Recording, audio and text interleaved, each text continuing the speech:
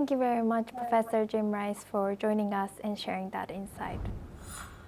Now we move on to Middle East. Gaza City residents witnessed a large blast and smoke rising today following airstrikes 3 days after Israel's military announced the first steps of an operation to take over Gaza City entirely.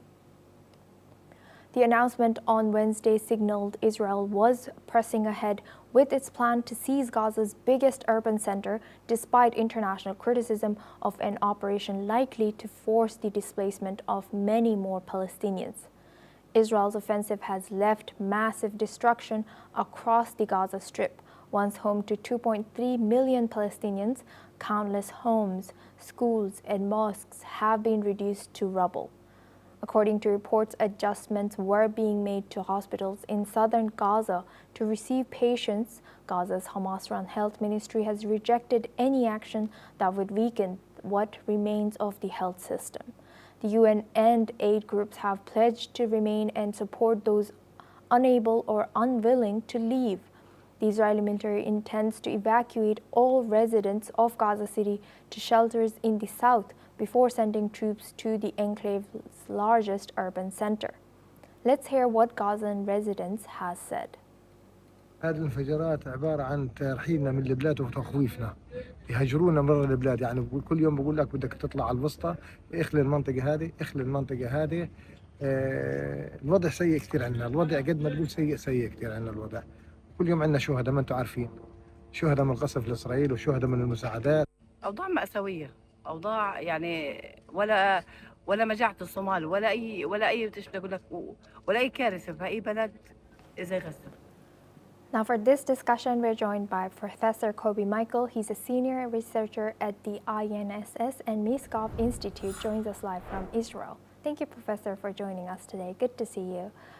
Now, what are the geopolitical implications of Israel's decision to press ahead with a full-scale operation to seize Gaza City entirely? It looks that Israel makes all the preparations towards such an operation, if it will remain the last resort. Meanwhile, and in parallel to these preparations, Israel tried to make a sort of a progress in the negotiation. As it looks now, I think that the gaps between both sides are almost unbridgeable. But if eventually the negotiation will succeed, then Israel will not realize its military plan. And how might this affect Israel's relationship with other global and regional players? When we are talking about global players, the international arena, we have to distinguish between the European countries and European leaders and the United States of America. The most important thing for Israel is the United States of America. Europe is a lost continent in this regard, and I think that they will become, the European leaders become sober after Israel will succeed in dismantling Hamas, and they will understand the scale of the achievement and the importance of the achievement. When it comes to the region itself, I think that the Arab countries are very concerned in this regard, and they are very concerned because on the one hand they are praying 5 times a day that Israel will decide Hamas, that Israel will dismantle Hamas, because they understand pretty well how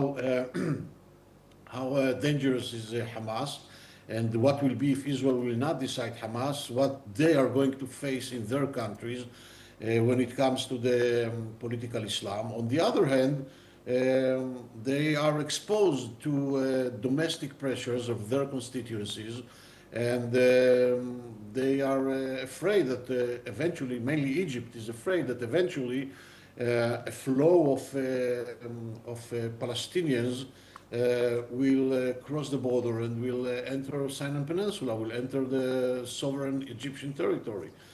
So I think that they seek to reach to an agreement But they are very frustrated from Hamas as well, because they see that Hamas is an obstacle.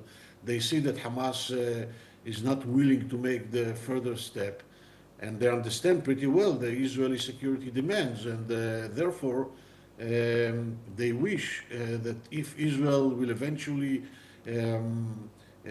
realize its military operation, then they wish that it will be very short and very decisive, and that the problem of the Gaza Strip will be eventually resolved, in the sense that Hamas will not be there anymore, and this will open a new horizon. And Professor, how could this large-scale displacement of Palestinians in Gaza impact Israeli-Palestinian relations? I don't see a direct impact, and we see, if you mean the Palestinians in the West Bank, okay, under the Palestinian Authority, not the Israeli citizens, the Arab Israeli citizens. But even talking about both constituencies, I don't see any, I would say, significant or substantial effect or impact. The West Bank is pretty calm.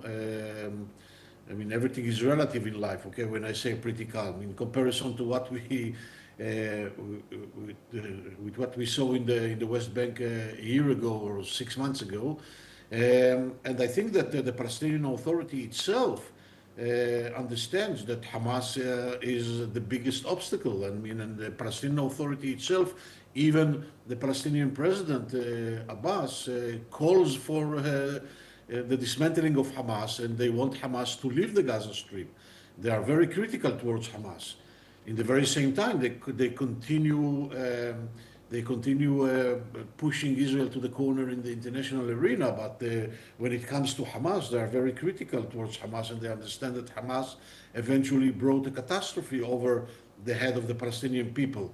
And therefore, I think that they also wish that Israel will decide Hamas, and very rapidly.